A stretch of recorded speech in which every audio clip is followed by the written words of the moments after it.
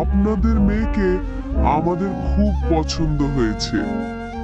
সীমা তো সত্যিই ভদ্র মেয়ের মতো লাগছে। আপনাদের কোনো আপত্তি আছে নাকি? আপত্তি না থাকলে আমরা এই মেয়েকেই ঘরের বউ করে নিয়ে যেতে চাই। আমাদের তো তেমন কিছু নেই, গরিব মানুষ। অনেক আগেই মেয়ের বাবা মারা গিয়েছেন।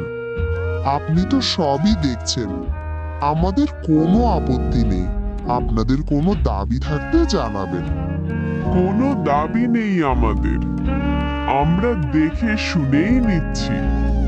মেয়ের ব্যবহার, কথা বলা সবই ভালো লেগেছে। যদি আপনাদের কোনো দাবি দাবা না থাকে তাহলে তো আরো ভালো। সত্যি বলতে আমাদের অবস্থা এতটা ভালো না যে এত দাম দিন আমরা দিতে পারবো। আপনারা তো অনেক ভালো মানুষ, শুধু আমার মেয়েটাকে পছন্দ করেছেন। কিন্তু এ নিয়ে আবার পরে কথা হবে না তো? চিন্তা করবেন না কাকিমা, আমাদের কোনো দাবি নেই।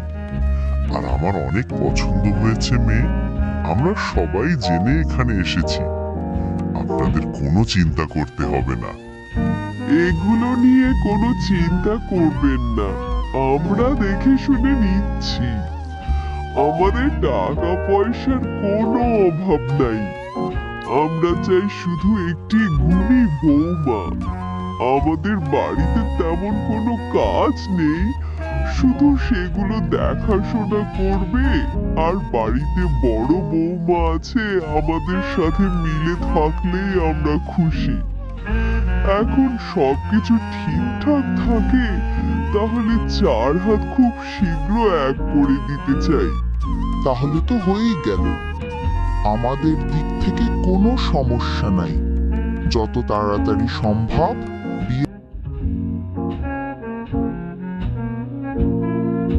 বিয়ের পর সীমা স্বামীর বাড়িতে এসে সংসার অনেক ভালো যাচ্ছিল। সীমা সেখানে অনেক সুখে আছে। শোনো সীমা, এখন তুমি এই পরিবারের সদস্য। মা আর ভাবির সাথে মিলেমিশে থাকবে। কখনো খারাপ ব্যবহার করবে না। তারা যা বলবে মানবে, ঠিক আছে? আপনি কোনো দুশ্চিন্তা করবেন না, আমি সবার মন জয় করি।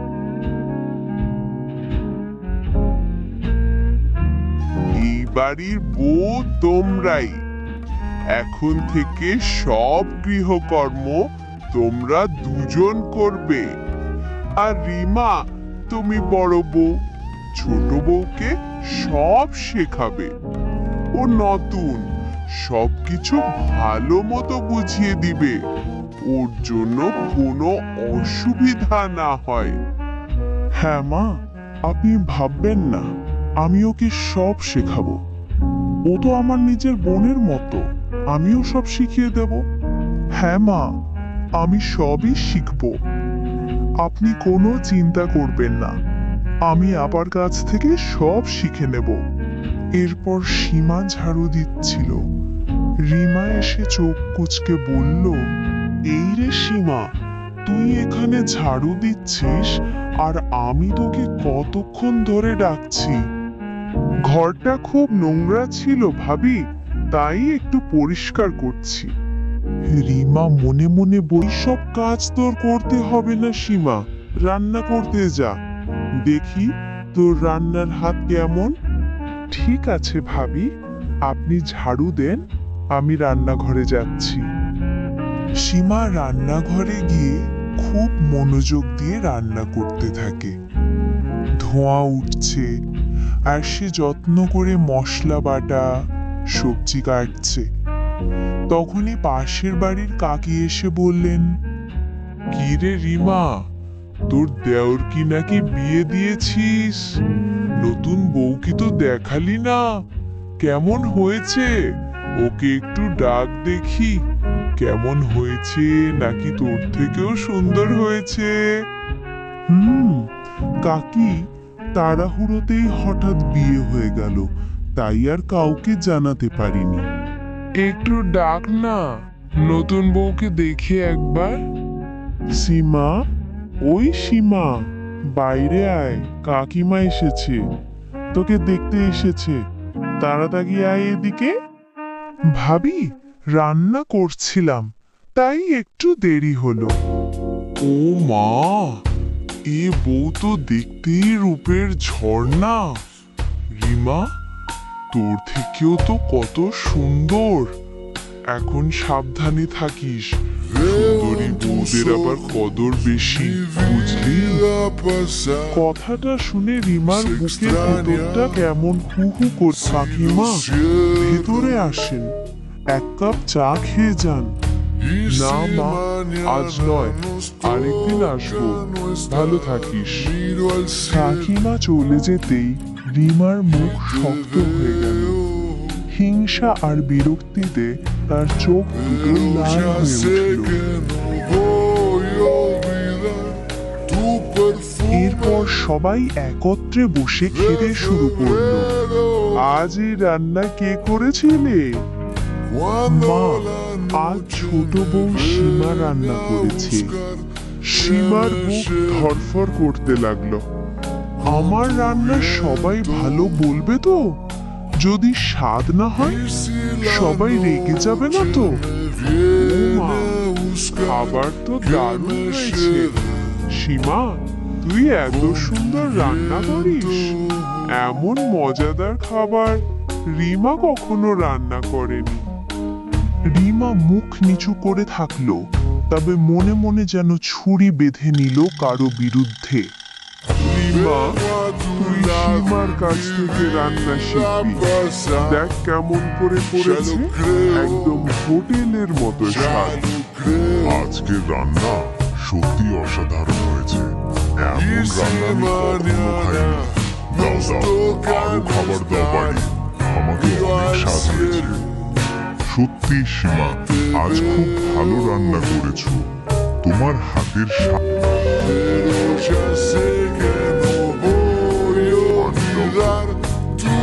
আমার কাছে কেন পানি চাইছো এখন? সকালে তো ছোট বউয়ের কত প্রশংসা করছিলে, তার রান্না ভালো, সে সুন্দরী। আমি কি তাহলে কিছুই না? কি বলছো তুমি? আমি তো শুধু খাবারের প্রশংসাই করেছি। হ্যাঁ হ্যাঁ, শুধু প্রশংসা। সকাল থেকে সন্ধ্যা শুধুই সীমা সীমা সীমা। বাড়ির সবাই তার গুণের গান গায়, পাড়ার মানুষও তার রূপের কথা বলে।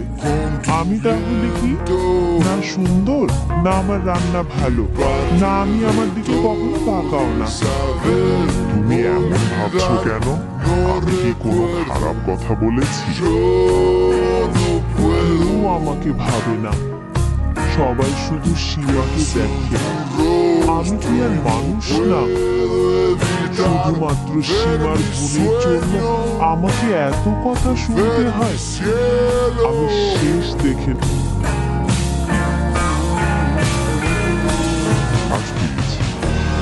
আসতে হয়তো কিছুদিন লাগবে, তুমি চিন্তা করো। মা, তুমি দুই বউকে দেখো, তারা যেন মিলেমিশে থাকে। আর তুমি নিজের যত্ন নিবে, বাড়ির দিকে খেয়াল রাখবে। আমরা তো কেউ বাড়িতে থাকছি না। তোরা ভালোই ভালোই যা, আবার ভালোই ভালোই ফিরে আয় বাবা। বউরা আছে, আমিও আছি, ঘর সামলে রাখবো।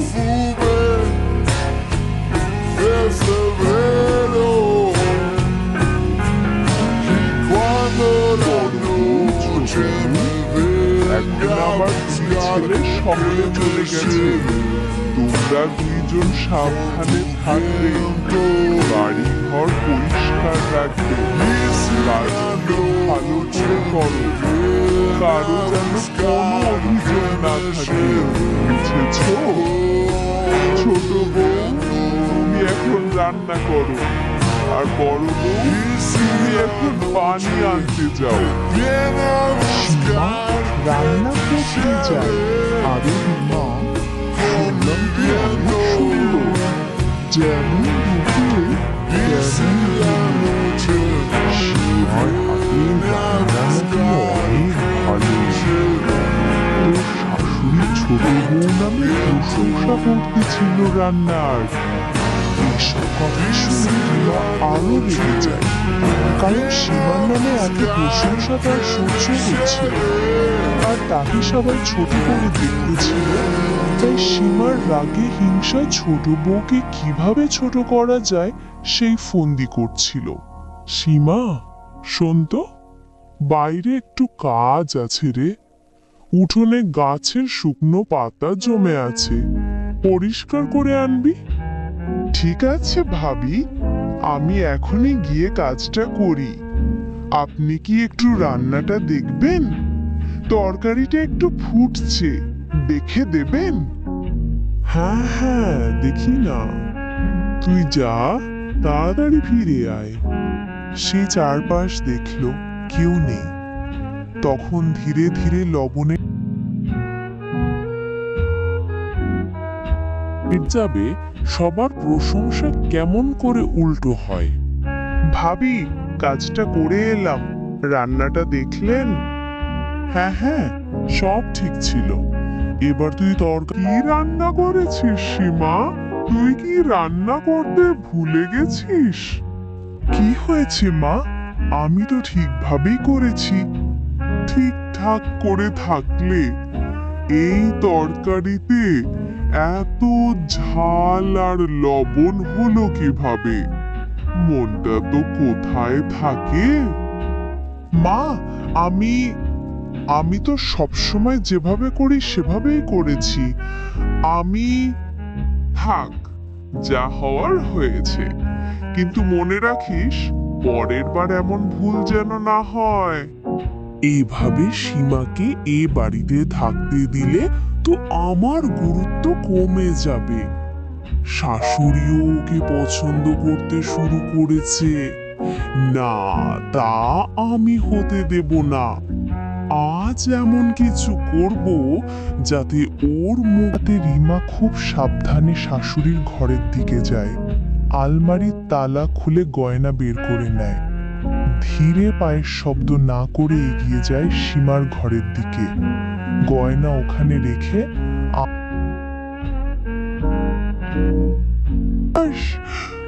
আমার সব গয়না সব চুরি হয়ে গেছে। হায় রে, আমি এখন কি করব? একই মা, আপনি কাঁদছেন কেন? কি হয়েছে? কি হলো মা? আপনি এভাবে কান্না করছেন কেন? বৌমা, আমার সব জমানো গহনা সব চুরি হয়ে গেছে। এত বছরের কষ্ট সব শেষ। কিন্তু মা, গত রাতেই তো আমি ঘরের জানালা দরজা সব আটকে রেখেছিলাম। কেউ ভেতরে কিভাবে ঢুকবে?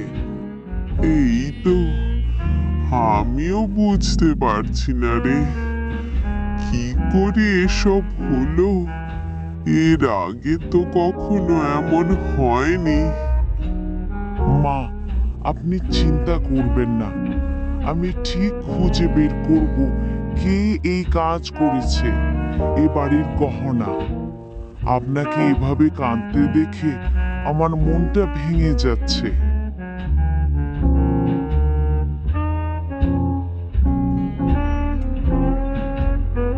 হ্যাঁ রে ছোট, আমার মনটা খুবই খারাপ। এত গহনা চুরি, আমার স্বামী এলে আমি কি বলবো? তুই কি বলবি? ভাবি, সত্যিই তো আমরা সব ঠিকঠাকই রেখেছিলাম। কিভাবে এমন হলো বুঝতে পারছি না। দেখ তো, কুয়া থেকে একটু পানি এনে দে, শরীরটা খুব দুর্বল লাগছে। আচ্ছা ভাবি, আনছি। সীমা বাইরে যায়। এই সুযোগে রিমা শাশুড়ি ঘরে ছুটে যায়। মা, আপনি এখনো কিছু খাননি? না খেলে শরীর খারাপ হবে। কিভাবে খাবো বৌমা? আমার সব শেষ। ছেলেরা এলে আমি কি বলবো? দেখে শুনে রাখতে পারলাম না। মা, আমি একটা কথা বলি। আমার মনে হচ্ছে এই কাজটা সীমার। কি? সীমা? ও তো এমন মেয়ে না, ও এটা করতে পারে না। ওকে তো দেখে এমন মনে হয় না। মা, ও গরিব ঘরের মেয়ে, ওরা তো গরিব, হয়তো চুরি করে তার মাকে দিয়েছে। কোথায় আছে না, যাদের মেয়ে কালো ভালো, নদীর পানি ঘোলা ভালো, সবাইকে তো চেনা যায় না। আর ও তো জাতের মেয়ে না। তুই কি বলছিস বৌমা? মা, আমি বলছি না যে নিশ্চিত, কিন্তু সীমার ঘরটা একটু তল্লাশি করা গেলে ভালো হয়। ও তো এখন বাইরে গেছে। চল দেখি।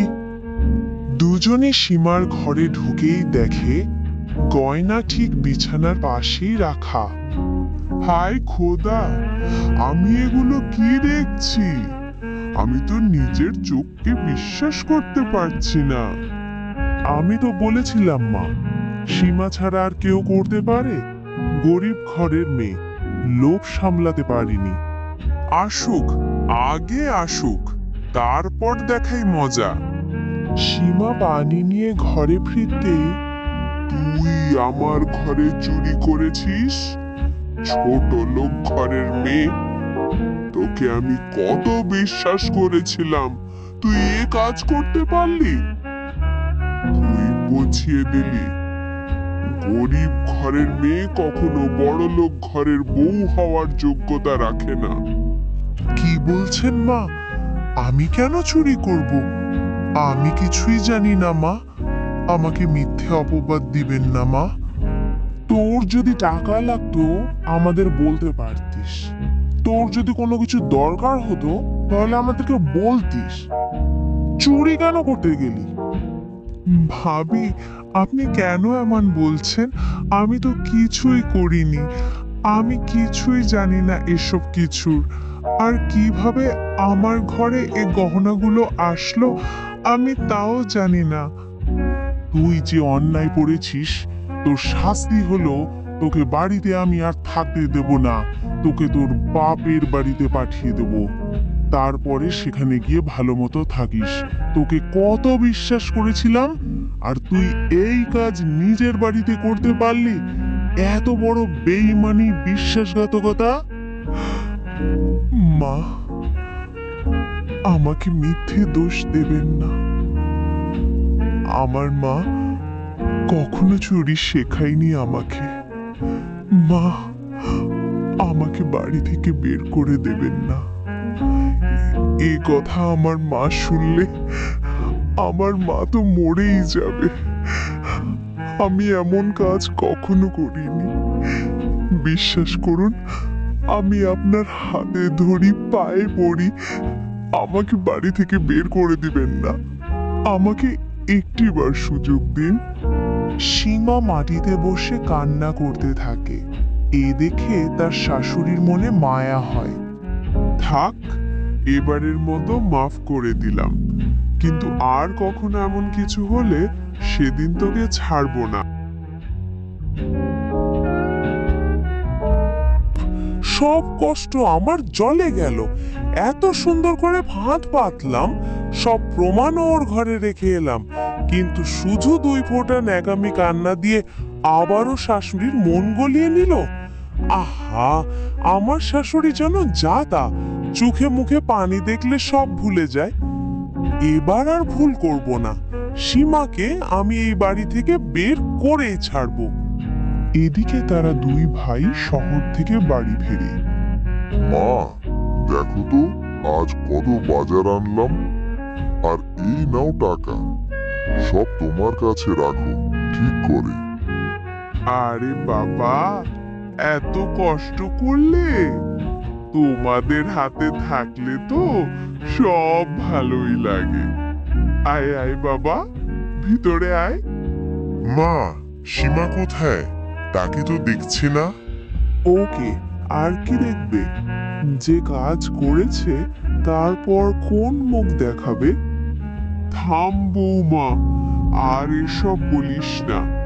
যা হবার হয়েছে আমাদের মাঝেই মিটে গেছে। এখন এসব কথা বলার কি দরকার? তোমরা হাত মুখ ধুয়ে বসো, তোমাদেরকে খেতে দেই। শোন বৌমারা, তোরা এখন রান্না শুরু কর। দেখছিস আমার ছেলে আজ কত বাজার করেছে। মা, কি রান্না করব বললেই ভালো হতো। হ্যাঁ, মাছ রান্না কর। লাউ দিয়ে মাছ হলে ভালো হয়। মা, এতদিন পরে এসেছে, খাসির মাংস রান্না করলে ভালো হয় না? হ্যাঁ রে, ঠিক বলেছিস বৌমা। খাসির মাংস রান্না কর, সেটাই ভালো হবে। ওরে বাবা, এত কিছুর পরেও ছোট বউকে সাপোর্ট! আমার কথায় যেই না কান দেয়, আর সীমা বললেই হ্যাঁ হ্যাঁ। দাঁড়া সীমা, তোকে আমি দেখাই কেমন করে চালাতে হয়। আরে বাহ, এ তো অনেকদিন পরে এমন স্বাদের মাংস খেলাম। দারুণ তো। অনেকদিন পর আবারও তৃপ্তি করে খেলাম। হ্যাঁ রে সীমা, আজ সত্যি ভালো রান্না করেছিস। আমার তো খেতেই ভালো লাগছে। ও না না, আমি তো চেষ্টা করেছি শুধু। ধুর, আবারও সীমার প্রশংসা। সবার খাওয়া দাওয়া শেষে রাত গভীর, বাড়ির সবাই ঘুমিয়ে পড়েছে। ঠিক তখন রিমা তার শাশুড়ির ঘর থেকে 5,000 টাকা চুরি করে তার নিজে। মা, একটু টাকা লাগবে। জমিতে ধান লাগাবো, বীজ সার সব কিনতে হবে। তুমি যে টাকা রেখেছিলে ওইটা দাও মা। হ্যাঁ মা, 5,000 টাকা লাগবে, আমি নিয়ে যাব। আলমারি খুলে দেখে কোনো টাকা নাই। হায় আল্লাহ, আমার টাকা কোথায় গেল? 5,000 টাকা নাই, একদম নাই। আমি সব ঠিকঠাক করে রাখছি, কিন্তু এই বাড়িতে বারবার চুরি কেন হয়? সীমার কাজ না তো? আগের বারও তো তুই চুরি করেছিলি, এবারও ওইটাই করলি। কি জানি, হয়তো আবারও। এ কি বলছেন ভাবি? সীমা এমন করবে? এটা আমি বিশ্বাস করি না। আগের বার তো গহনা চুরি হয়েছিল। কার ঘরে মিলছিল? তোমার বউয়ের ঘরেই তো। হ্যাঁ, আগের বারও তোর ঘরেই পাইছিলাম। তুই না করলে কে করলো? এই বাড়িতে তো আর কেউ চোর না। মা, বিশ্বাস করুন, আমি এমন কিছু করিনি। আমাকে ভুল বুঝছেন সবাই। এরপর সীমার ঘরে খুঁজে দেখে, কিন্তু কিছু পায় না। মা, আমার ঘরে কিছু নেই, আগেই বলেছিলাম। আমার মনে হচ্ছে তোমাদের কোথাও কোনো ভুল হচ্ছে। এই বললে তো হবে না। আমি তো জানি তুই টাকাগুলো এখানে রাখবি না। সেগুলো তুই অনেক আগেই তোর মায়ের কাছে পাচার করে দিয়েছিস। তোর মতো মেয়েকে আমি চিনি না।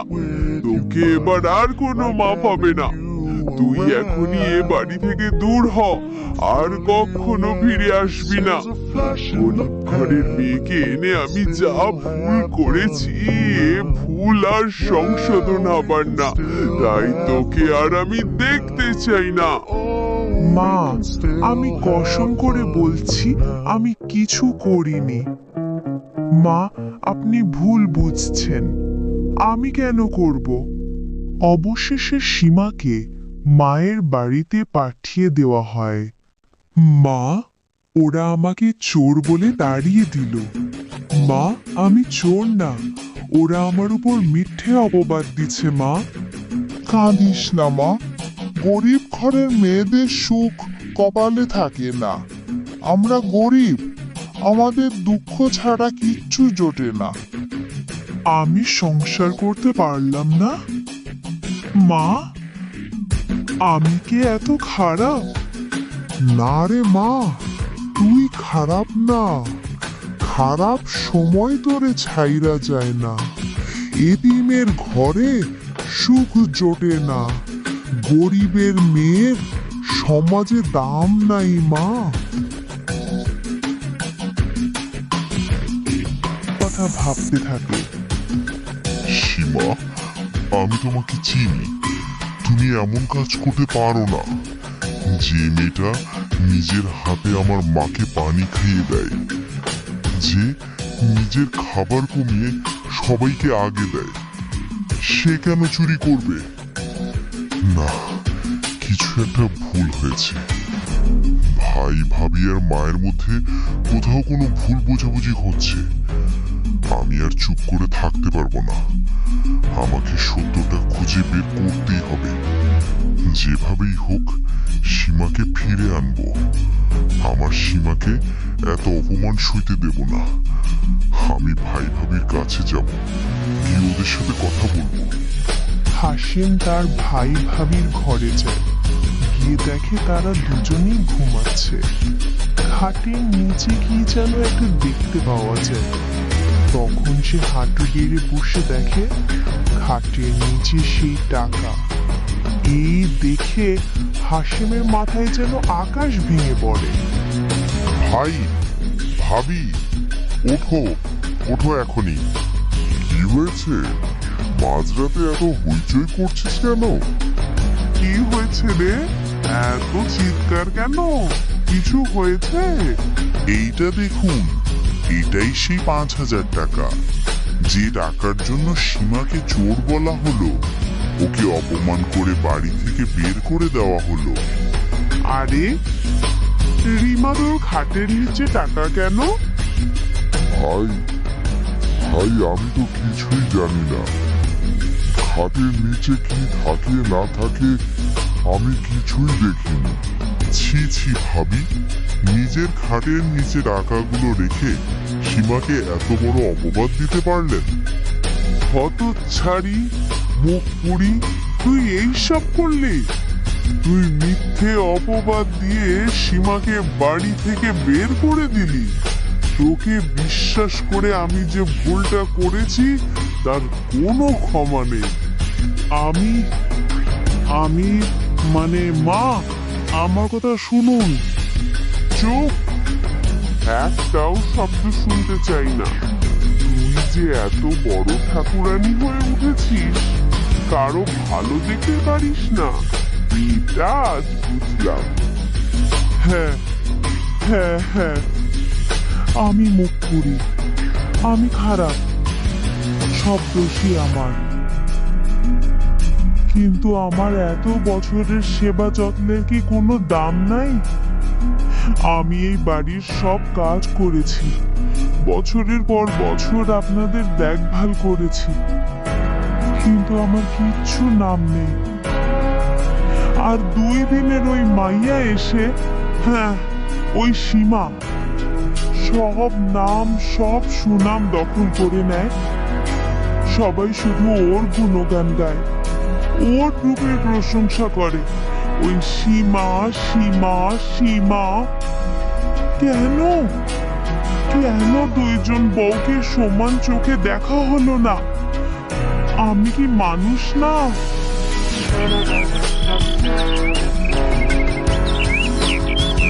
পরের দিন সকালবেলা হাসিম খুব ভোরেই রওনা দিল শ্বশুর বাড়ির দিকে। সীমা ও তার মাকে সবকিছু খুলে বলে এটা একটা চক্রান্ত ছিল। তার পরিবার তাকে মিথ্যা অপবাদ দিয়ে বাড়ি থেকে বের করে দিয়েছে, আর এর জন্য সে ক্ষমা চায় আর সীমাকে ফিরে যাওয়ার জন্য অনুরোধ করে। এরপর হাসিম সীমা বাড়িতে ফিরে আসে। মা সীমা, তুই আমাকে ভুল বুঝিস না। আমি তোকে অন্যায়ভাবে বাড়ি থেকে বের করে দিলাম। আমি কত বড় ভুল করলাম। এই বড় বউ দায়নি। এই রিমাকে আজই আমি বাড়ি থেকে বের করে দেব। হ্যাঁ মা, ঠিক বলছেন। এখনই ওকে বের করে দিন। ভাবি, আপনি এখনই বের হয়ে যান। আপনার মতো মানুষের এই বাড়িতে দরকার নেই। চুপ কর, এভাবে কথা বলছো কেন? মা, আমি একটা কথা বলতে চাই, আমার দোষ নিবেন না। হ্যাঁ, ভাবি খুব বড় ভুল করেছে, আমার সংসার ভেঙে যেতে পারত। কিন্তু ভাবুন তো, আমি আসার আগে ভাবিরও এ বাড়ির সব কাজ করত। তার পরিশ্রম, তার যত্ন সব ভুলে গেলেন কেন?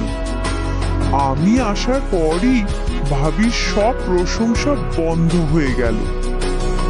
এ বাড়িতে সম্মান হারিয়ে ফেলবে এই ভয়েই ভাবি পথ ভুলেছে। আপনারা যদি শুরু থেকেই দুই বউকে সমান চোখে দেখতেন তাহলে ভাবি এমন কাজ করতো না। সীমা, আরে আমি খারাপ। আমি তোর এত বড় ক্ষতি করলাম, তোর সংসার ভেঙে দিতে চেয়েছি, তবু তুই আমার হয়ে কথা বলছিস। আমি তোকে অপমান করলাম আর তুই আমাকে বাঁচাচ্ছিস। সীমা, আমাকে ক্ষমা করে দে, আমাকে ক্ষমা করে দে। আমি আর কখনো এমন করব না তোর সাথে। আমি তোমাকে দোষ দিই না ভাবি, ভুল সবাই করে। ভুলের পর মানুষ যদি বদলে যায় সেটাই আসল।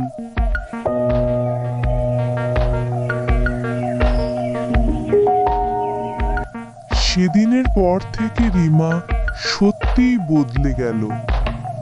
দুই বউ এবার একসাথে রান্না করে, গল্প করে, হাসে। রিমার চোখে আর হিংসা নেই, সীমার চোখে আর অভিমান নেই।